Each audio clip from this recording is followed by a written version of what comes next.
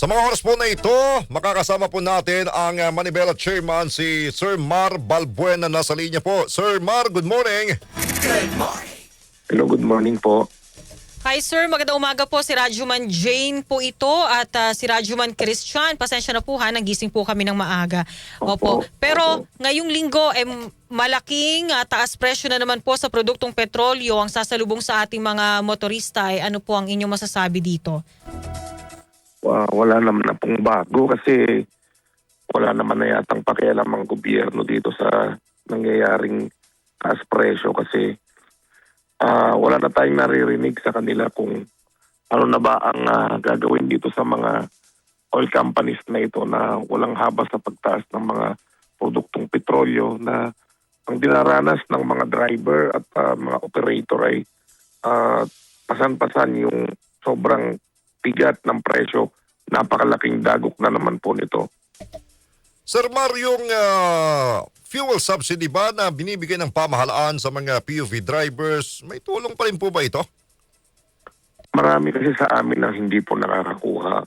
Lalo po sa amin sa Manibela, halos lahat po hindi naman po nabibigyan po ng subsidy na sinasabi nila.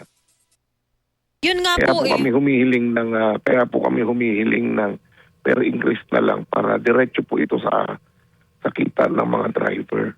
Para lahat po talaga, no, meron.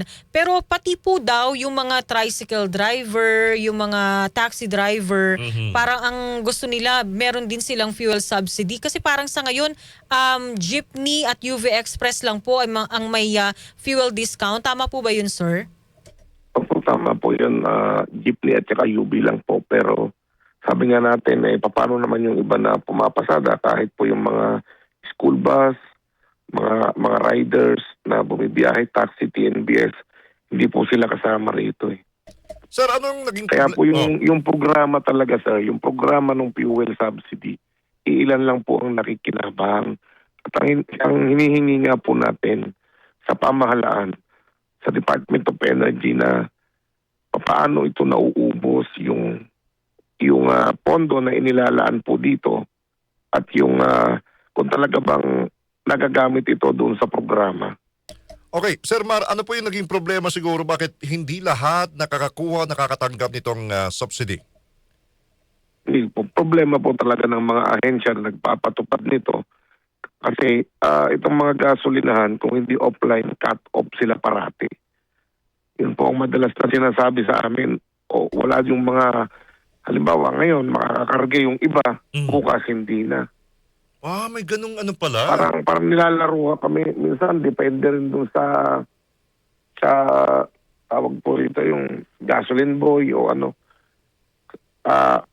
Makakapagkarga ka ngayon, bukas hindi. So hindi alam siguro ito ng pamahalaan, Sir Mar, no? Alam niyo po, paulit-ulit na po namin sinasabi ito. Kaya lang, hindi ko alam kung bakit paulit-ulit din na puro ayuda na lang yung binibigay.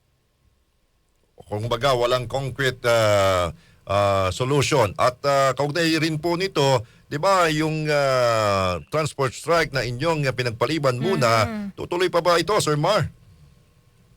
Opo, kasi wala namang sagot na malinaw na galing po sa pamahalaan. Meron Kung ano po ang... Opo. Sir Mar, meron na po ba kayong petsa kung kailan po ninyo itutuloy yung inyo pong tigil pasada at 3 days pa rin po ba? Sa ngayon wala pa po kasi lagi po kasi ang pagulan. Priority natin yung kaligtasan din ng mga kasamahan natin na marami rin na nalulubog po sa baha. Okay. Sige, panghuli na lamang po, Sir Mar. Baka po, alam naman ho namin na ilang beses nyo na rin pong nakausap ang mga taga-DOTR, ang mga taga-LTFRB. Ano pa ho yung panawagan pa ho ninyo para ho sa ating pamahalaan?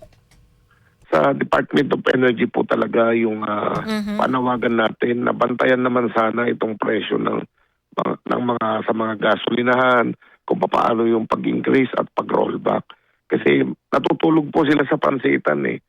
Parang nakatungangan na lang kung ano yung gawin ng mga oil companies.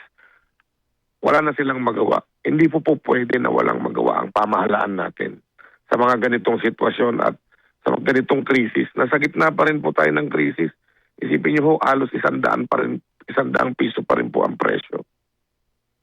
Yun, Secretary Garin, wag daw po kayo matulog sa pansitan. Sige, maraming salamat, Sir Mar Balbuena Manibela, Chairman. Good morning, sir. Maraming salamat po. Gising na! Balita na!